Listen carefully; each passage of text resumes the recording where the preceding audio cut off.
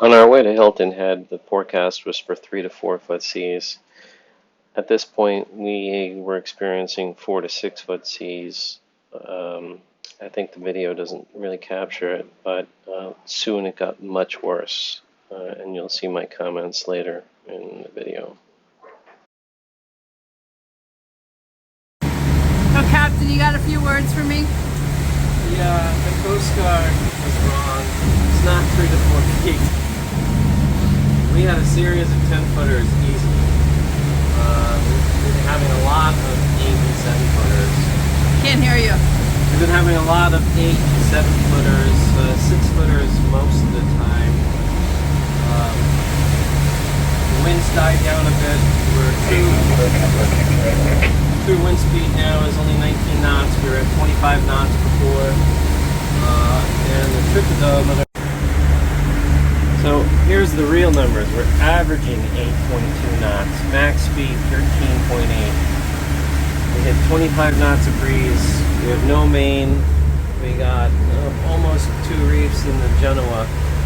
Every time we come down off of when a large wave comes, the boat wants to twist, but the Genoa is helping pull it back together. It's also giving us quite a bit of speed.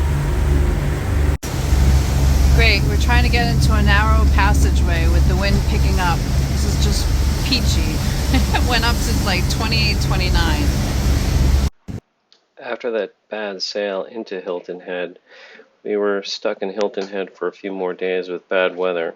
We had a very small window and decided to head to Morgan Island, the island with monkeys.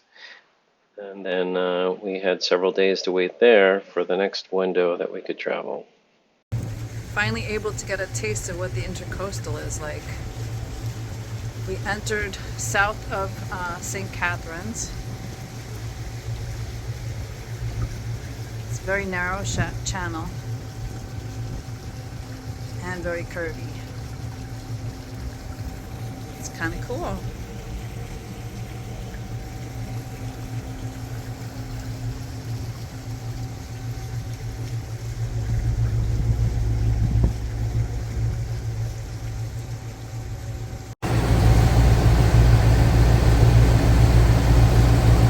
Just came through that area. There's a barge all the way at the end of that area trying to get through parts of these areas. I don't know how we can do it. It's so narrow and shallow. Hey, Captain. How you doing? Hey, we made it to Florida. Florida? Florida! Yay! Just barely. We're a few miles in Florida. We crossed the Georgia line, I don't know, maybe about an hour ago. But we were only doing like 4 knots because we had a 4-knot current against us coming into what was this? This is the Amelia River. We're right next to Amelia Island. So we had a 4-knot current against us. We managed to get in, and it's our first day in Florida. Very happy to do that. During this voyage, we were in the ICW for 20 miles. I think about 20 miles of the ICW, and we only ran aground once, so that was pretty cool. That was great. Wait, I want you to tell me more about that running aground, because you really didn't run aground. That was like a startle, but you managed to get us out pretty quickly. So we were obeying all the buoys, and we were a good 25 feet from a red marker when all of a sudden the boat just stopped and immediately made a right-hand turn.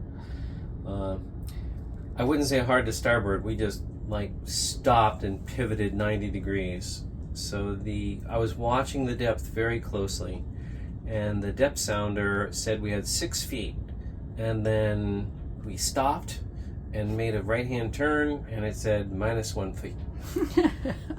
I know, I almost smacked my head on the door.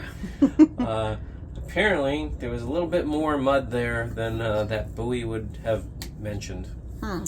So I realized that I was still pretty close to the channel, so I just once we turned 90 degrees, I just went full reverse and backed out of the mud, and then we continued. Oh. We only stopped for a few seconds. But I don't really like the ICW. 20 miles is not enough of a judgment to make. Well, most of it we can't go in because we're 70 feet tall. I know. So Yeah. this was a rare opportunity for us to explore the ICW and hide from really bad weather. Yeah, So, we got a protected anchorage for at least a couple of nights, right? Or was it almost 3, right? Yeah, 3 nights. 3 nights. And even though it was still cloudy out today until now, yeah, we made it to sunny weather. Yeah, Yes. the sun came out about 3 hours ago, I think. It's 5 o'clock now. So yeah, sun came out about 3 hours ago. It was cold. We were leaving. It was 38 degrees. I think. Oh, it was really cold. It was really cold.